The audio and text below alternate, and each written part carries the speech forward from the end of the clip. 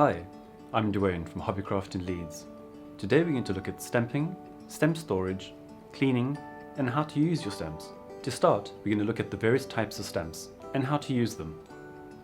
We'll be looking at the various types of inks and how to use acrylic blocks and rockers. The types of stamps that you could use are block-mounted, clear stamps, and red-based foam stamps. The benefits to each of these: the block-mounted stamp is made of a much denser material, so you get a much crisper feel.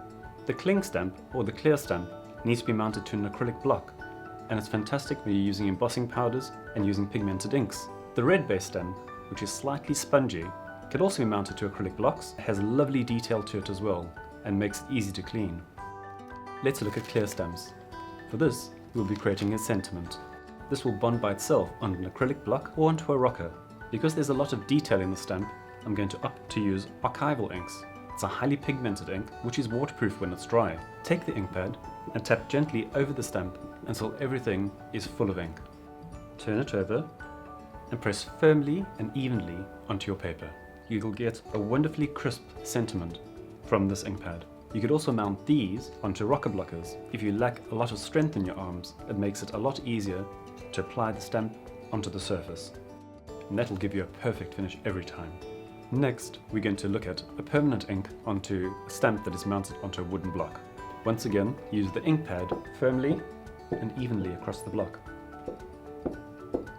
Once the design is full of ink, turn it over and press to get a good finish out. The next stamp we're going to look at is the red-based stamp. It has a sticky back, which bonds very easily onto the acrylic block. Ink up your image.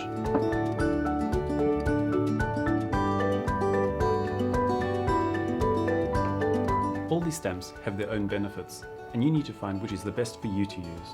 Personally, I like to use the clear stamp because you can see exactly where you're going to be stamping. Let's take a look at ink pads. Pigment inks are water-based, which makes them ideal if you're going to be doing something like embossing. It's got a very soft sponge, so you need very little pressure to apply it to the stamp. Permanent inks have a very dense sponge, so you need to use a lot less pressure when applying this to the stamp. These are also ideal if you're doing watercolors.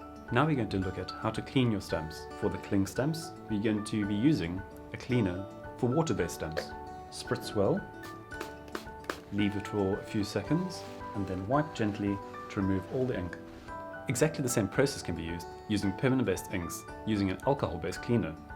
It's best to clean them quickly as the ink dries very fast. Now we're going to look at storing stamps. The best way to store wooden stamps or block-mounted stamps is in a firm container. Place them in, always facing the stamp side up. You don't want a lot of pressure on a permanent basis on these stamps. Also, always store your stamps away from sunlight and direct heat. To store clear stamps or cling stamps, it's best to use an album.